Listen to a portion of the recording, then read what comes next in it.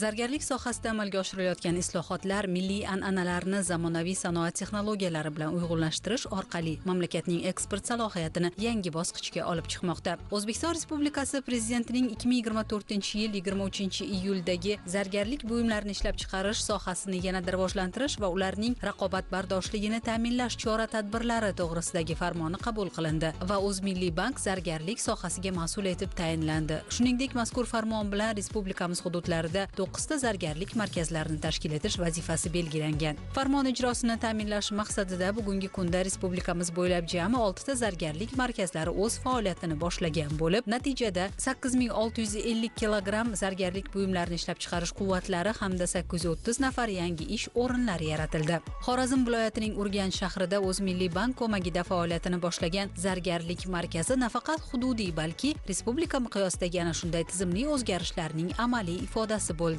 Mazkur loyiha milliy zargarlik an'analarini zamonaviy dizayn va xalqaro standartlar bilan uyg'unlashtirgan holda raqobatbardosh milliy brend yaratish hamda O'zbekistonning eksport salohiyatini oshirishdan iborat. Tadbirda so'zga chiqqanlar ta'kidlaganidek, zargarlik markazi nafaqat iqtisodiy, balki madaniy ahamiyatga ham ega. Xorazm azaldan zargarlik namunalarining o'ziga xos naqshinkor jilosi bilan ajralib turgan. Hozirgi kunda muhtaram prezidentimiz tomonidan tadbirkorlikni qo'llab-quvvatlash, sanoat tarmoqlarini kengaytirish, ish o'rinlarini yaratish, eksportni ko'paytirish bo'yicha qo'llab-quvvatlashlari va shart-sharoitlarni yaratib berishlari O'zbekistonda hamma sanoat tarmoqlarini va shuningdek zargarlik sanoatini ham rivojlanishiga olib keldi va bunga dalillik keltirishimiz mumkinki, misol uchun 2020-yilda Xorazm viloyatida atigi 5 ta ishlab chiqaruvchi bo'lgan va bironta ro'yxatdan o'tgan zargarlik buyumlarini chakana savdosi bilan shug'ullanuvchi tadbirkorlik subyektlari o'tmagan.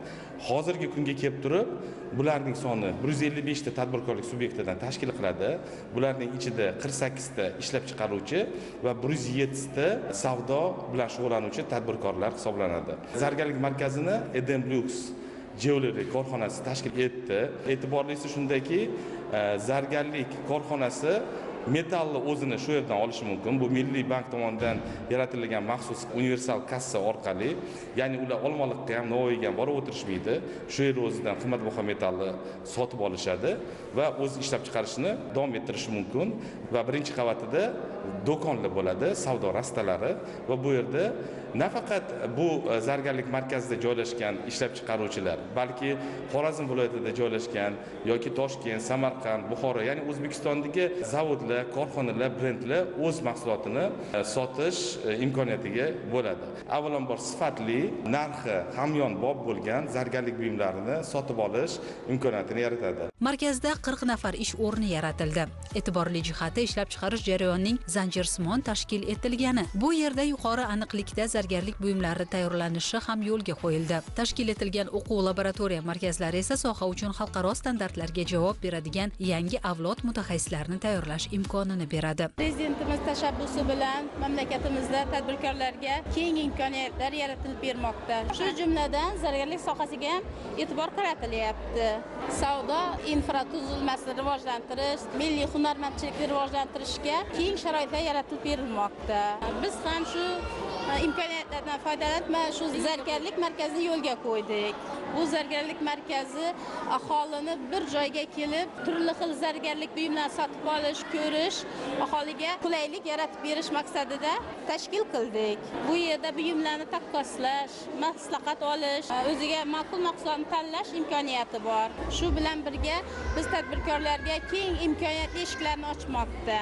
Bu yerda ishlab chiqaruvchilar, zargarlar, tadbirkorlar o'z mahsulotlarini keng auditoriyaga taqdim qiladi. Yangi hamkorlar topiladi, savdo hajmini oshiradi, kelgusida markaz faoliyatini kengaytirish, yangidan yangi ish o'rinlarini ochish, Xorazm viloyatini mamlakatimizdagi eng faol zargarlik savdo nuqtalariga aylantirish niyatidamiz.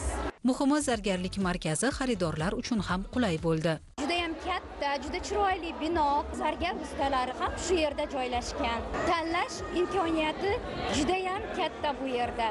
Xaridor sifatida men juda ham xursandman. Bugungi kunda O'zbekiston jahon miqyosida oltin zaxiralari hamda uni qazib olish hajmi bo'yicha yetakchi o'rinlarni egallab kelmoqda. Bu davlatimiz rahbarining zargarlik va metallurgiya sohasini yangi bosqichga olib chiqish borasida amalga oshirayotgan ulkan islohotlar samarasidir. Ana shunday strategik loyihalardan biri Navoiy viloyatida qimmatbaho metallarni xarid qilish va qayta ishlash markazini tashkil etish hisoblanadi. Ushbu yangi zamonaviy korxona O'zmilliy bankning imtiyozli kredit mablag'lari hisobiga amalga oshirildi. Bu bilan esa soha vakillariga qo'shimcha qulayliklar yaratilmoqda. Mazkur majmuaning ishga tushishi zargarlik korxonalarini uzluksiz va kafolatlangan yuqori sifatli xomashyo bilan ta'minlabgina qolmay, oltin izlovchilarning uzog'ini yaqin qilish, hududda yangi ish o'rinlarining yaratilishi hamda mahalliy iqtisodiyotning yanada yuksalishida muhim ahamiyat kasb etadi. Shu markazimiz ochilishida hurmatli prezidentimizning 2024-yil-23-iyuldagi PP 104 sonli farmoni va Milliy bank tomonidan ajratilgan imtiyozli kreditlar katta o'rin egallaydi. Barcha uskunalar zamonaviy texnologiyalar bo'lib,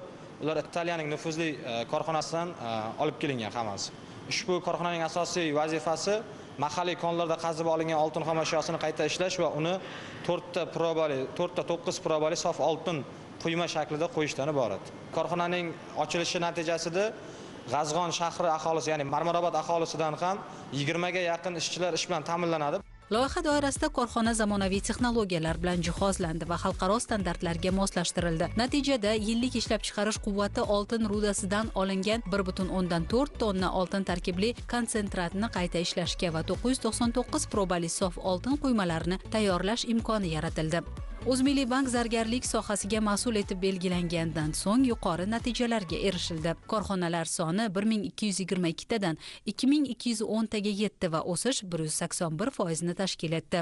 Ishchilar soni 1,5 mingtadan 5785 taga yetdi va o'sish sur'ati 386% ni tashkil etdi. Jami ishlab chiqarish hajmi 6768 kilogramdan 21012 kilogramga yetdi va o'sish sur'ati 310% bo'ldi. Oltin eksport hajmi 78 million dollardan 450 million dollarga yetdi va o'sish sur'ati 576% ni tashkil qildi. Zargarlik sanoatining yalpi ichki mahsulotdagi ulushi 0,18% dan 1% ga yetdi va o'sish sur'ati 555% ni tashkil etdi. Soliq tushumlari 121 milliard so'mdan 254 milliard so'mga yetdi va o'sish sur'ati 210% ni tashkil qildi. O'zmilliy bank zargarlik sohasida faoliyat ko'rsatayotgan tadbirkorlarga har tomonlama o'z ko'magini ko'rsatib kelmoqda. Sohani rivojlanishi uchun zarur ishlarni amalga oshirmoqda. Bu kabi loyihalar zamirida nafaqat iqtisodiy foyda, balki milliy qadriyatlarni zamonaviy talqinda boyitish va O'zbekistonning zargarlik sanoatidagi mavqeini mustahkamlashdek ezgu maqsad mujassam.